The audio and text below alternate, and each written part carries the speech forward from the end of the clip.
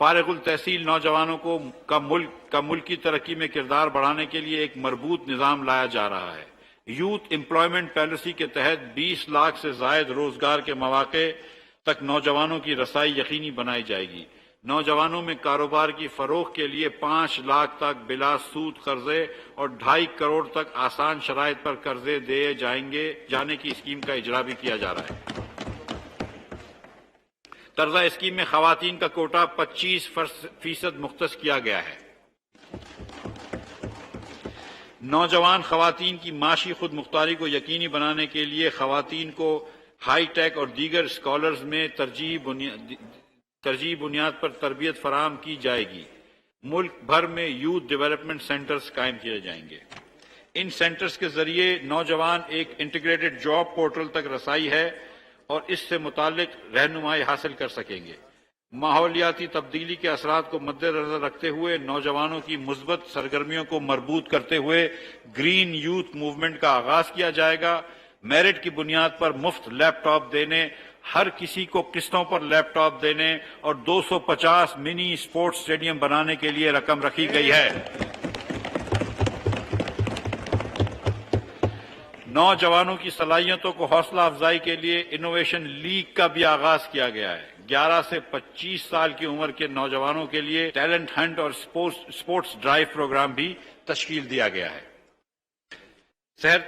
صنعت و تجارت۔ جناب اسپیکر، صنعت کسی بھی ملک کے لیے نہایت ضروری ہے۔ کارخانوں میں بنی ہوئی اشیاء نہ صرف برآمد کی جاتی ہیں بلکہ ملک کی ضرورت بھی پوری کرتی ہیں اور لاکھوں لوگوں کے لیے روزگار کا ذریعہ بنتی ہیں۔ ان کی اہمیت کو پیش نظر وزارت صنعت و پیداوار نے ایشیائی ترقی بینک کے تعاون سے صنعتی پالیسی کا کام شروع کر دیا ہے۔ جناب اسپیکر، پچھلے 3 سالوں میں ایکسپورٹرز کو ڈی ایل ٹی ایل کے بقایا جات کی ادائیگی بہت سست رفتاری سے ہوئی۔ وزیر اعظم شہباز شریف کی ہدایت ہے کہ ایکسپورٹرز کے تمام کلیم فوری طور پر ادا کیے جائیں۔ اس وقت اسٹیٹ بینک آف پاکستان کے تصدیق شدہ 40.5 ارب روپے واجب الادا ہیں۔ ہم یہ رقم فوری طور پر ادا کر رہے ہیں اسی مہینے میں۔ اسی طرح مالی مشکلات کے باوجود سیلز ٹیکس کے ریفنڈ بھی فوری ادائیگی کی جا رہی ہے۔ جناب اسپیکر، میں یہاں پر یہ بات کرنا چاہتا ہوں کہ فارماسیوٹیکل انڈسٹریز پہ پچھلے 3 مہینے پہلے ایک سیلز ٹیکس لگا دیا گیا تھا، اور نہ صرف سیلز ٹیکس لگا دیا گیا تھا بلکہ ستم ظریفی یہ تھی کہ ان کے ریفنڈز نہیں دیے جا رہے تھے۔ ہم ان کے ریفنڈز فوری طور پر جاری کر دیں گے اور فاسٹ ٹریک سے فارماسیوٹیکل انڈسٹریز کے ریفنڈ دیے جائیں گے۔ صنعت کاروں کو مسلسل بجلی فراہم کرنے کے لیے انڈسٹریل فیڈرز کی لوڈ شیڈنگ سے بھی مستثنی کیا جائے گا۔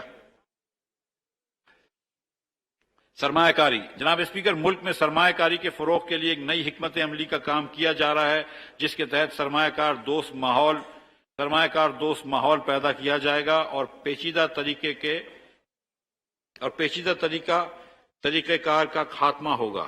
ہماری حکومت عام شہریوں اور غیر ملکی سرمایہ کاروں کے لیے ڈسپیوٹ ریزولوشن میکانزم میں اصلاحات لائے گی۔ اس بات کو یقینی بنایا جائے گا کہ یہ نظام سستا، سادہ اور مؤثر ہو۔ اس سلسلے میں انٹرنیشنل بیسٹ پریکٹسز کو اپنایا جائے گا، جس میں تنازعات کے متبادل حل کا نظام بھی شامل ہوگا۔ یہ اصلاحات اعلیٰ عدالتوں کے مشاورت سے لائے جائیں گے تاکہ ان پر بروقت عمل کروایا جا سکے۔ سابقہ حکومت نے ایک بھی نیا اسپیشل اکنامک زون نہیں بنایا۔ 2018 تک سی پیک کے تحت انفراسٹرکچر کا بہت سا کام مکمل کیا جا چکا تھا اور اب اس کو معیشت کے لیے بروئے کار لانا ضروری ہے۔ چین کی حکومت کے ساتھ یہ طے پایا تھا کہ سی پیک کے روٹ پر 9 اسپیشل اکنامک زونز بنائے جائیں گے، جن پر چین اور دیگر ممالک کے سرمایہ کاروں کو کارخانہ لگانے کی سہولت فراہم کی جائے گی۔ تاہم گزشتہ حکومت نے اس کام کی رفتار میں بہت سی رکاوٹیں کھڑی کی اور ابھی تک ایک بھی اسپیشل اکنامک زون آپریشنل نہیں ہوا۔ وزیر اعظم شہباز شریف کی ہدایت کی ہے کہ خیبر پختونخوا میں راشکائی، پنجاب میں لاہور اور سندھ میں دابیچی کے مقام پر اسپیشل اکنامک زون کو فوراً بجلی اور گیس فراہم کر کے اولین فرصت میں سٹارٹ کیا جائے۔ ثقافت اور فلم انڈسٹری کا فروغ۔ جناب اسپیکر، سیاحت کے میں اضافہ، معاشرتی اور سماجی تناؤ، عالمی سطح پر پاکستان کی ثقافت اور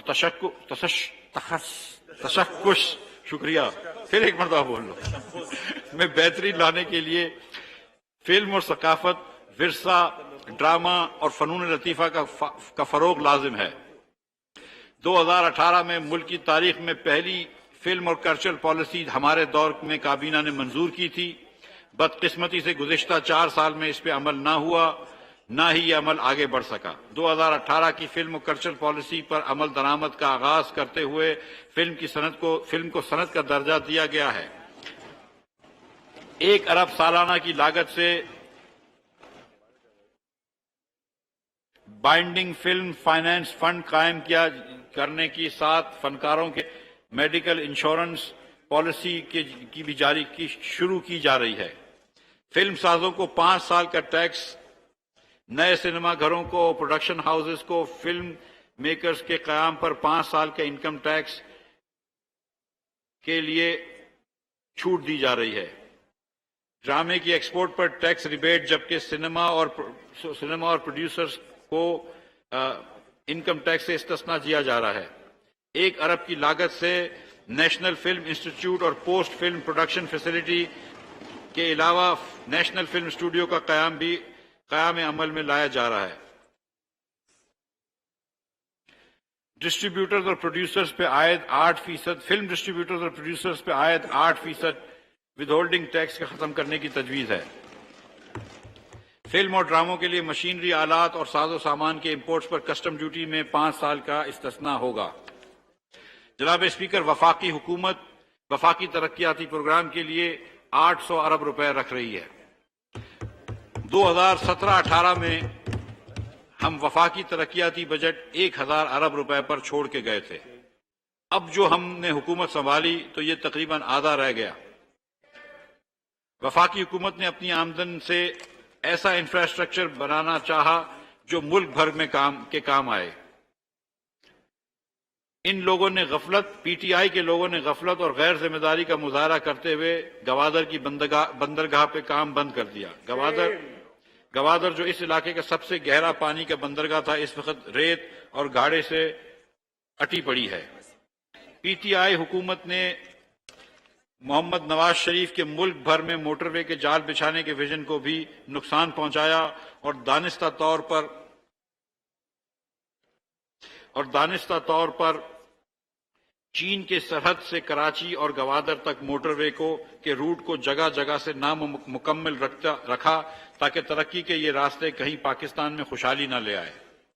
اسی طرح انہوں نے پاکستان بھر کو آپس میں ملانے والی ریلوے ML1 کے جدید بنانے کے لیے پرائم منسٹر نواز شریف کے خواب کو عملی جامہ پہنانے میں رکاوٹیں کھڑی کی اور پاکستان کو جدید بنانے کی اس اہم منصوبے کو شروع ہی نہیں ہونے دیا۔ 4.25 سال تک عمران خان بس باتیں کرتے رہے اور کچھ کام نہیں کیا، اور اس طرح قوم کا انتہائی اہم وقت ضائع کر کے دوبارہ ہیلی کاپٹر پر بیٹھ کر بنی گالا چلے گئے۔ میں انہیں کہوں گا، یہ اکبر الہ آبادی کے شعر کا دوسرا مصرع استعمال کرتے ہوئے میں انہیں کہوں گا کہ تمہاری تو فقط باتیں ہیں، ہم نے کام کرنا ہے، نہ بھولو فرق جو ہے کہنے والے کرنے والے میں۔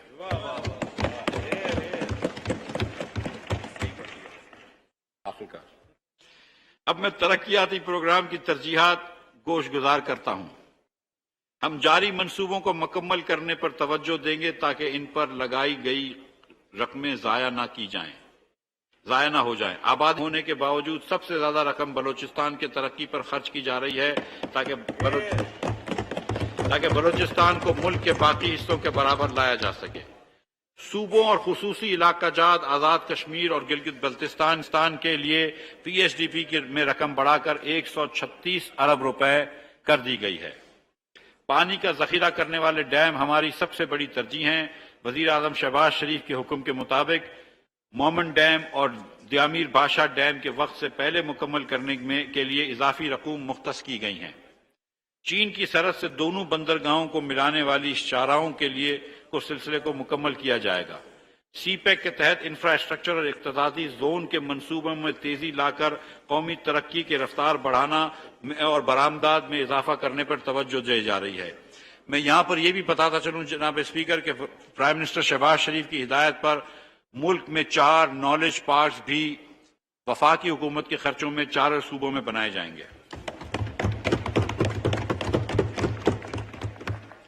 ہمیشہ کی طرح ملک کی ضرورت کے مطابق انفراسٹرکچر کی ترقی ہماری ترجیح ہے۔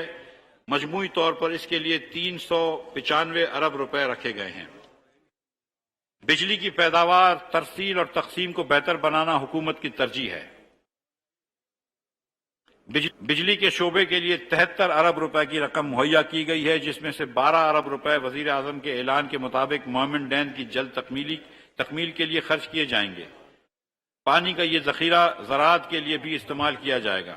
اس منصوبے کی جلد تکمیل سے کسانوں کو فائدہ پہنچے گا۔ جناب اسپیکر، یہاں پہ میں یہ بات بتاتا چلوں کہ 3.25 سال پی ٹی آئی رہی، لیکن 1% بھی ڈسٹریبیوشن اور ٹرانسمیشن کا لاس کم نہیں کر سکی، بلکہ جہاں پر ہم چھوڑ کے گئے تھے وہاں سے ڈسٹریبیوشن اور ٹرانسمیشن کے لاسز بڑھا دیے۔ یہ جو 73 ارب روپے پی ایس ڈی پی کے اندر رکھے گئے ہیں، انشاءاللہ تعالیٰ اس سے ٹرانسمیشن اور ڈسٹریبیوشن لاسز میں کمی آئے گی تاکہ ہم بجلی کی نرخوں میں کمی کر سکیں۔ توانائی سے منسلک شعبے آبی وسائل کا ہے۔ بڑے کثیر المقاصد ڈیموں، خاص طور پر دیامیر بھاشا، مومن داسو اور کمانڈ ایریا پروجیکٹس کے لیے بجٹ میں 100 ارب روپے کی رقم شامل کی گئی ہے، جبکہ چھوٹے ڈیموں، نکاسی آب کی اسکیموں، کم ترقی یافتہ اضلاع کو ترجیح دی گئی ہے۔ توانائی اور آبی وسائل کے پروجیکٹس ایک دوسرے سے منسلک ہیں، جس کے لیے کل 183 ارب روپے رکھے گئے ہیں۔ ٹرانسپورٹ اور موصولات، جناب اسپیکر، شاہراہوں اور بندرگاہوں کے لیے 202 ارب روپے رکھے گئے ہیں۔ عوام کو مواصلات کی سہولت سے نہ صرف صنعت و تجارت کی ترقی ملتی ہے اور کسان کو منڈیوں تک رسائی ملتی ہے، بلکہ لاکھوں لوگوں کو روزگار بھی مہیا ہوتا ہے۔ ماضی میں ہمارا ترہ میں پیچھے سے سینٹر میں اور کسانوں کو منڈیوں تک رسائی ملتی ہے، بلکہ لاکھوں لوگوں کو روزگار بھی ملتا ہے۔ یہی ماضی میں ہمارا ترہ امتیاز رہا ہے کہ ہم نے موٹر ویز شروع کیے ہیں، ان کی تکمیل کی ہے، اور آج یہ موٹر ویز لاکھوں لوگوں کو روزانہ کی بنیاد پر سے استعمال ہو رہے ہیں۔ حکومتی سرمایہ کاری کے علاوہ ہم شاہراہوں کی تعمیر کے لیے غیر سرکاری سرمایہ کاری بھی استعمال کر رہے ہیں۔ نجی شعبے کے اشتراک سے شاہراہیں تعمیر کرنے کو مزید فروغ دیا جائے گا۔ سوشل سیکٹر، جناب speaker, Pakistan S D Gs کا سگنیٹری ہے اور ایس ڈی جیز کے اہداف حاصل کرنے کے لیے کوشاں ہے۔